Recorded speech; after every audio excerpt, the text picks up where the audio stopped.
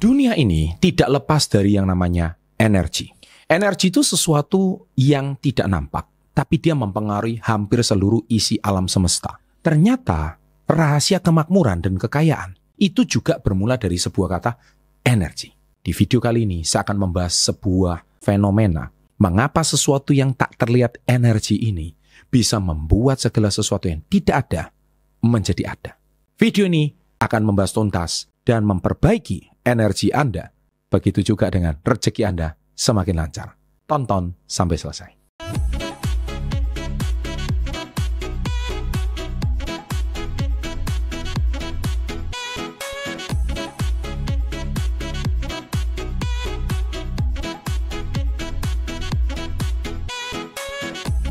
Welcome to Success Before 30 Business and Financial Mentoring.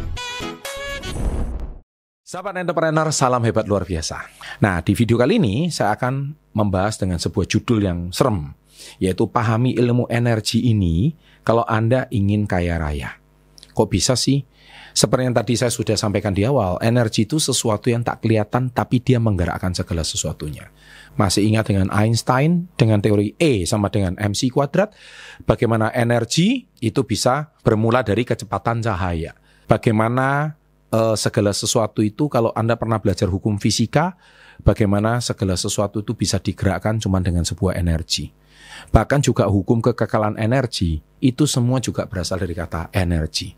Nah, hari ini saya akan membahas tentang mengapa sih kalau orang kaya, dia malah keluar duit banyak, tapi kok dia tetap tambah kaya raya.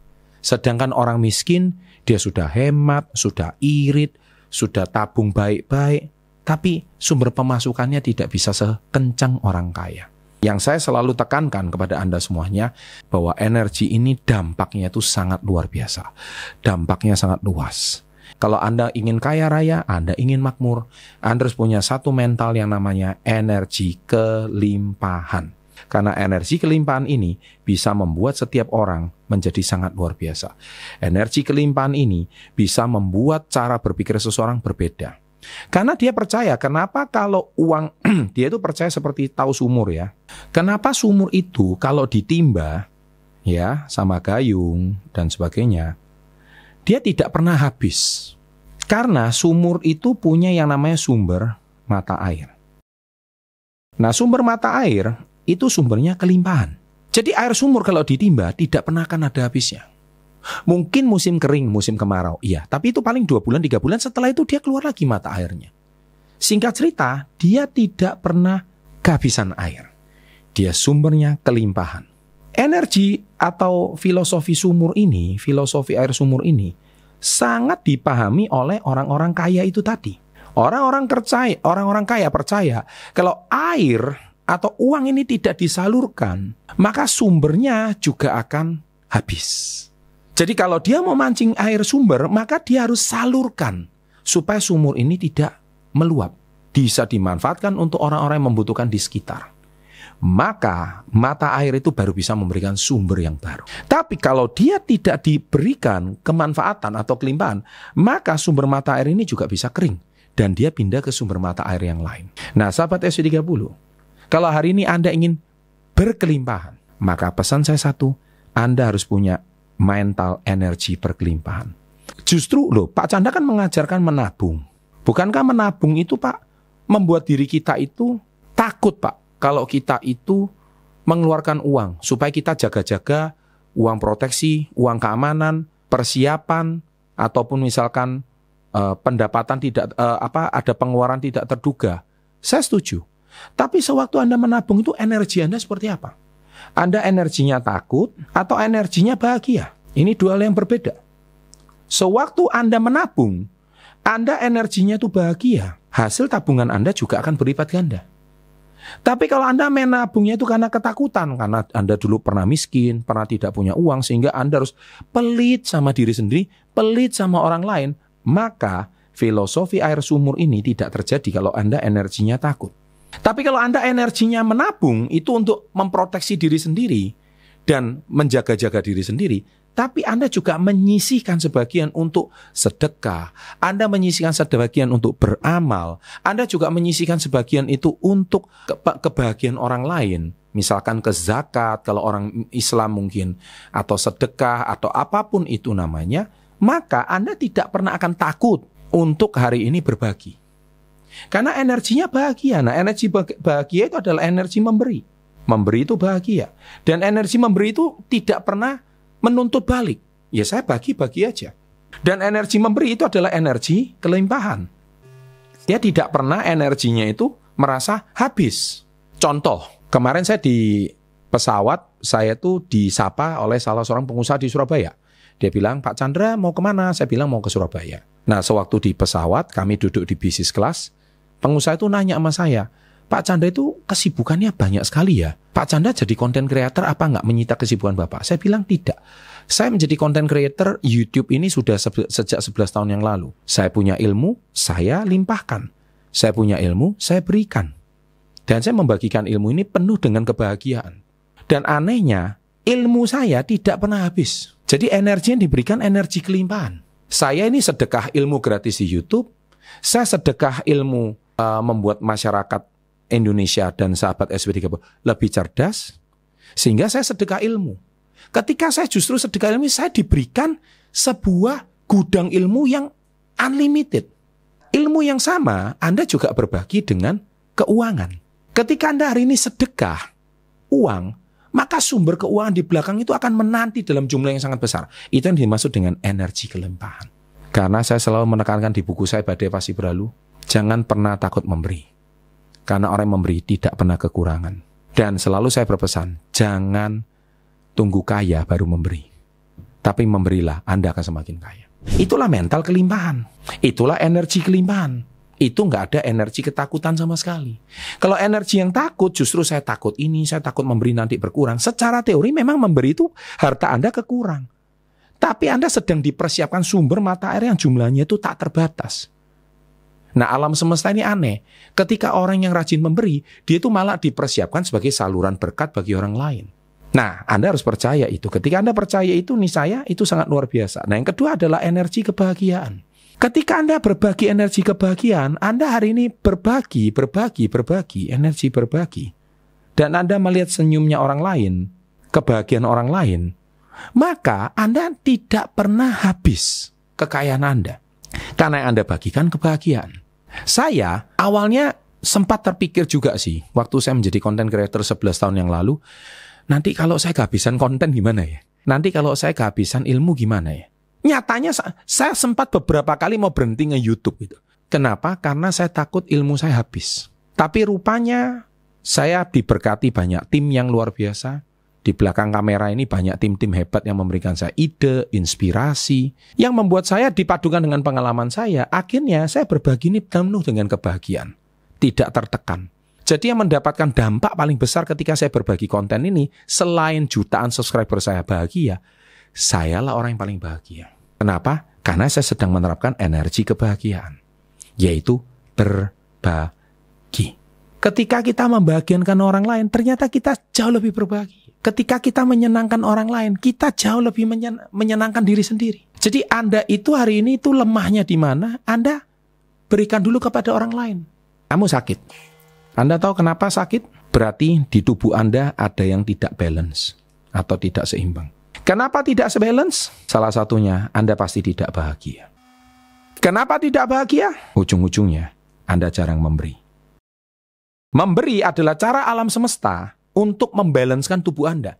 Ketika Anda memberi rezeki, memberi ilmu, menolong orang-orang yang kesusahan, menolong orang-orang yang sakit, itu Anda melatih diri Anda untuk belajar melepas sebagian dari diri Anda untuk dimiliki orang lain. Saya pernah ketemu Mbak Im Wong. Mbak Im Wong itu pernah ngomong satu kalimat sama saya yang saya ingat sampai sekarang. Mbak Im, kenapa kok kamu suka berbagi ya? Meskipun sekarang Mbak Im lagi kena kasus ya, dia sedang proses cerai sama istrinya. Tapi itu bukan itu. Kita juga doakan yang terbaik, karena nggak ada lah ceritanya orang itu mau cerai. Apapun dramanya saya nggak mau tahu. Tapi satu kalimat Mbak Im yang bagus yang saya ingat adalah, dia bilang, Pak Chandra, ada sebagian hak kita itu milik orang lain. Rupanya Mbak Im paham ini. ada sebagian kekayaan kita itu adalah hak daripada orang lain. Artinya apa? Kalau kita mau mendapatkan kebahagiaan, tidak bisa kekayaan itu kita tumpuk untuk kita nikmati diri sendiri dan keluarga kita, nggak bisa. Makanya kita diizinkan untuk bersedekah, berbagi, beramal. Itu sedang melatih energi kelimpahan kita, energi kebahagiaan kita untuk kita menjadi langgeng. Anda lihat ketika Anda merayakan ulang tahun di fakir miskin, senyuman mereka, tepuk tangan mereka, lantunan lagu, doa mereka, itu membuat hati kita tuh tersentuh dan bahagia. Nah, seperti itulah yang saya maksud dengan namanya energi kebahagiaan. Dan yang ketiga adalah energi ketidakabadian. Anda tahu energi ketidakabadian itu apa? Yaitu di dunia ini tidak ada yang abadi. Kenapa di dunia ini tidak ada yang abadi? Kita cek aja usia kita. Kita cek foto kita dengan 20 tahun yang lalu. Udah berubah wajah kita. Wajah kita udah nggak sama dengan 20 tahun yang lalu. Kita mungkin cek rumah yang kita diami saja, itu sudah nggak sama dengan 20 tahun yang lalu. Fisiknya sama, bentuknya sama, tapi dalamnya pasti ada yang berubah. Ruangan ini mungkin berubah, kursi ini berubah, dulu ada televisi di sini, sekarang berubah. Nggak ada yang abadi. Yang abadi itu apa? Hanya satu, yaitu perubahan. Kalau kita tahu hanya perubahan itu yang abadi, kenapa kok kita sendiri juga tidak memahami energi ketidakabadian? Makanya mohon maaf, kenapa banyak orang hari ini memilih operasi plastik? Kenapa? Dia pengen abadi, dia pengen muda selama-lamanya. Orang yang tidak bisa menerima tua, tidak bisa menerima perubahan adalah orang yang paling tidak bahagia. Anda lihat video saya aja. 10 tahun yang lalu, wajah saya sama 10 tahun yang lalu juga pasti ada yang berubah. Ada yang bilang, wah Pak Chandra sekarang nampak lebih tua. Ya nggak apa-apa, terima kasih. Pak Chandra sekarang mulai banyak keriputnya. Ya sudah, terima kasih, ya nggak apa-apa. Saya terima itu semua. Kenapa? Ya memang namanya manusia ya pasti lebih tua lah. Tapi saya bisa menerima ketidakabadian itu.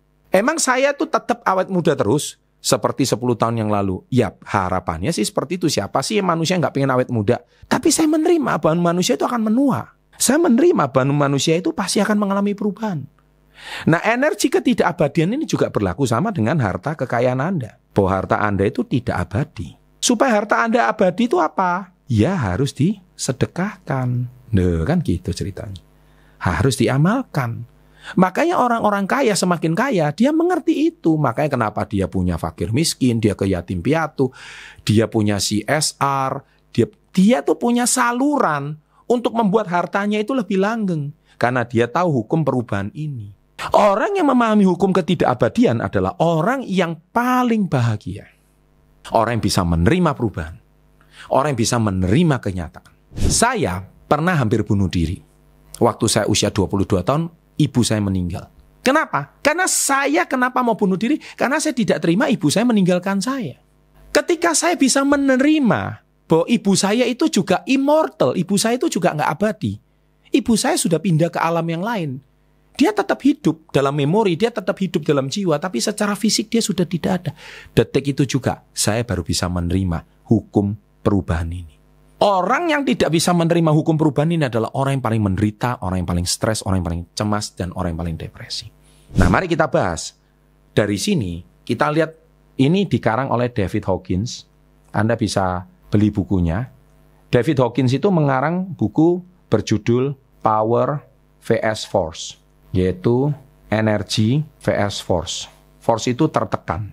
Nah, saya sudah terjemahkan dalam bahasa Indonesia, yaitu kalau tadi saya bagikan 3 energi di awal, orang yang merah ini adalah, tabel merah ini adalah tabel force atau tertekan. Orang yang tabel hijau dan biru ini adalah energi zona power.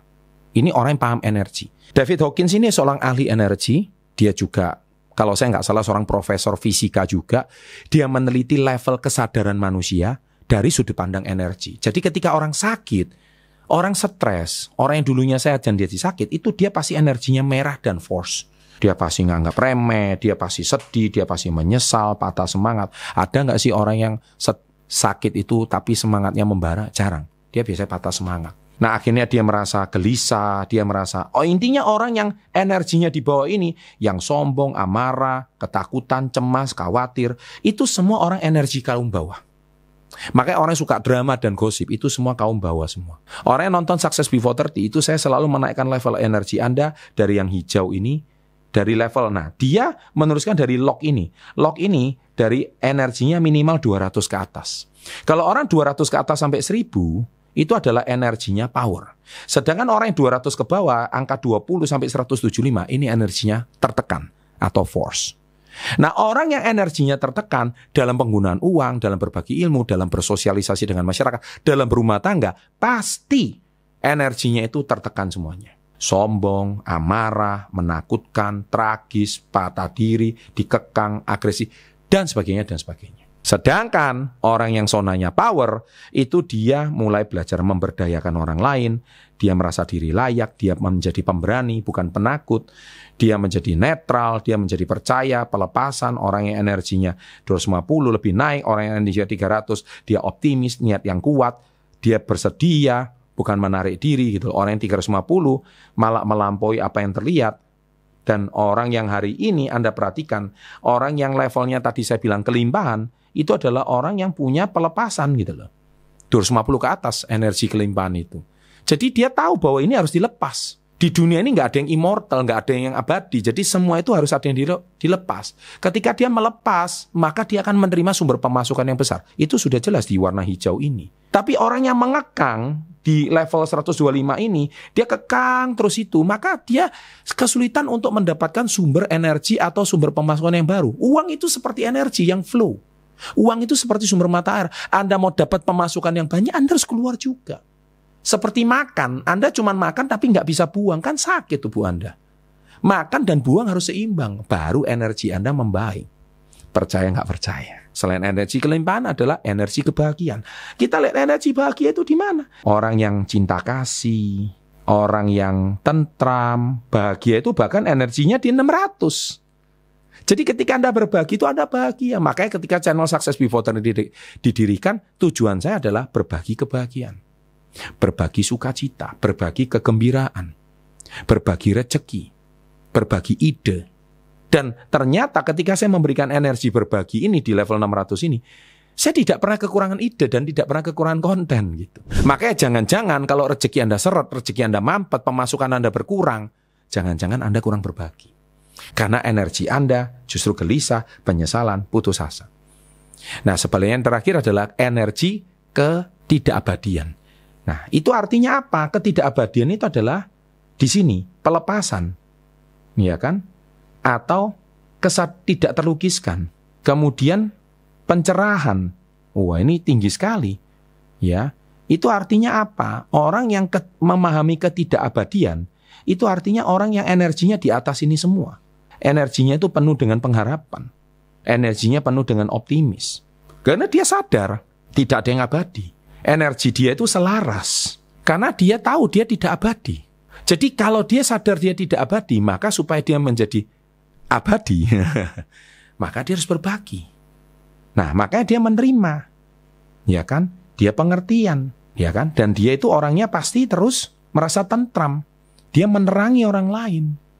Tapi gimana orang mau menerangi orang lain tapi Anda sendiri masih sakit, energinya masih dikekang, energinya masih takut, energinya pasti masih menyesal, energinya nggak berdaya, energinya setiap hari merasa bersalah, malu, ya, terus mengecewakan.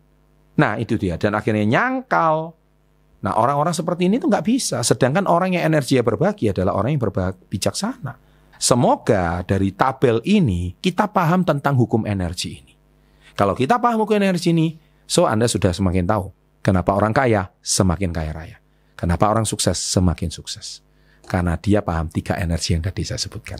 Semoga video ini mencerahkan. Jangan lupa like-nya. And always salam hebat. Luar biasa.